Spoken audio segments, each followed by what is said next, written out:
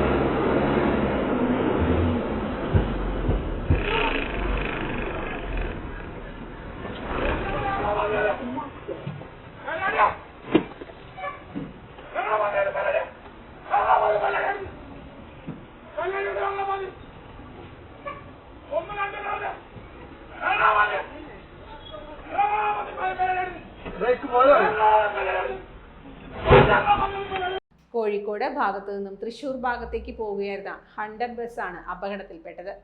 Bus അമിത വേഗതയിലായിരുന്നു എന്ന് പരാതിയുണ്ട്. Bus തൊട്ടടുത്തുള്ള മറ്റൊരു ബസ്സിലും ഓട്ടോയിലും ഇടിച്ചു. അപകടത്തിന്റെ CCTV ദൃശ്യങ്ങളും പുറത്തു വന്നു. അവിടുന്ന് തട്ടിക്കുന്നത് ഓട്ടോസിനെ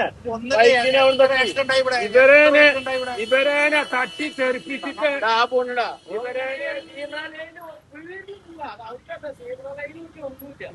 ഇവരെ തട്ടി തെറിപ്പിച്ചിട്ട് ഇവിടെ സ്പീഡാക്കുമ്പോഴാണ് ആ ബൈക്കിനെ തട്ടിയത്. എന്നിട്ട് ഓട്ടോസിലാക്കി ഒരു ആക്സിഡന്റ് ആവുമ്പോൾ മാത്രം പോലീസ് വരും, ഇവിടെ നിന്നിരിക്കും. പിന്നെ ഇവിടെ പോലീസ് ഇല്ല, ഒന്നുമില്ല.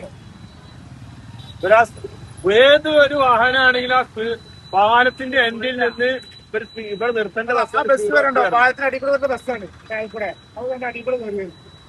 Time kids pre school, Mannannur road, Vaniyamkulam. Dot view news.